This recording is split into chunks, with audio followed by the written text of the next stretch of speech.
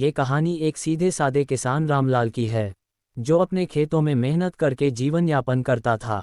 रामलाल के दो बेटे थे, सुरेश और रमेश। वर्षों की मेहनत के बाद जब बेटों की शादी हुई तो रामलाल को उम्मीद थी कि अब उसके बुढ़ापे के दिन आराम से गुजरेंगे। लेकिन किसे पता था कि बहुएं जो घर आई हैं वे उसके जीवन में तूफान ले आएंगी।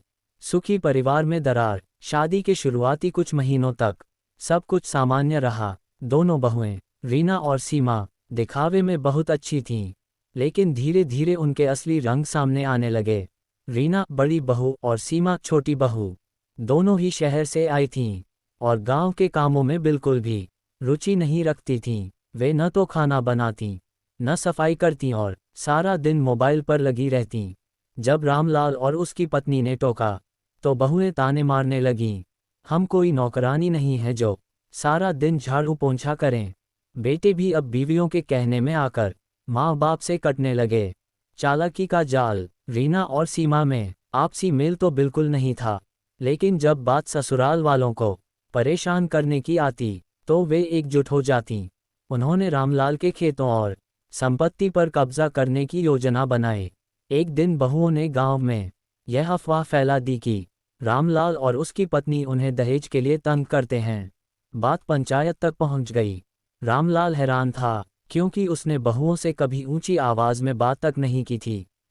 पंचायत में दोनों बहुएं रो रो कर झूठी कहानियां सुनाने लगीं। रामलाल और उसकी पत्नी की समाज में बदनामी होने लगी। बेटों की बेरुखी। सुरेश और रमेश अब पूरी तरह अपनी पत्नियों के इशारों पर चलने लगे थे।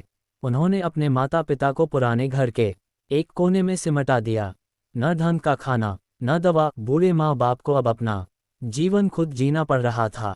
रीना और सीमा ने खेत बेचने की योजना बनाए और अपने पतियों से जमीन अपने नाम करवाने को कहा। मजबूर रामलाल ने जमीन अपने बेटों के नाम कर दी, ये सोचकर कि शायद सब ठीक हो जाएगा। असली रंग और बड़ा धोखा। जैसे ही जमीन बेटों के नाम हुई, बहुओं का रवैया और खराब हो गया। रीना और सीमा ने मिलकर खेत एक दलाल को बेच दिए। रामलाल को पता भी नहीं चला कि उसकी मेहनत की कमाई अब किसी और की हो गई है। कुछ ही समय में दोनों बहुएं अपने पतियों को लेकर शहर चली गईं। वहां जाकर बहुओं ने अपने अपने पति से अलग फ्लैट खरीदा और माँ बाप की पूरी तरह से अनदेखी कर दी। संघर्ष और न्याय। रामलाल और उसकी पत्नी को गांव में लोगों की दया पर जीना पड़ा, लेकिन रामलाल हार मानने वालों में से नहीं था। उसने एक सामाजिक संस्था की मदद से कानूनी लड़ाई शुरू की। सभी दस्तावेज और गवाह पेश किए गए। कोर्ट में साबित हो गया कि संपत्ति धोखे से छीनी गई थी। अदालत ने जमीन की बिक्री को अमान्य घोषित किया और बहुओं को संपत्ति में से कोई अधिकार नहीं दिया। इसके साथ ही बेटों को भी चेतावनी दी गई कि वे अपने माता पिता की देखभाल करें, नहीं तो कानून सख्त कार्रवाई करेगा। अंत और सीख। रीना और सीमा को जैसे ही पता चला कि उनकी चालें उल्टी पड़ गई हैं, वे फिर से गांव लौटने की कोशिश करने लगीं। लेकिन इस बार रामलाल ने उन्हें माफ़ नहीं किया। उसने पंचायत में घोषणा कर दी कि अब वह उन लोगों को अपने घर में नहीं रखेगा जिन्होंने उसके जीवन को नरक बना दिया। रामलाल ने अपने खेत फिर से जोतने शुरू किए और गांव के कुछ ईमानदार युवकों को नौकरी दी। उसकी मेहनत और ईमानदारी की मिसाल गांव भर में गूंजने लगी। सीख। ये कहानी हमें ये सिखाती है कि लालच और धोखा चाहे जितना भी चालाकी से किया जाए, अंत में सत्य की ही जीत होती है।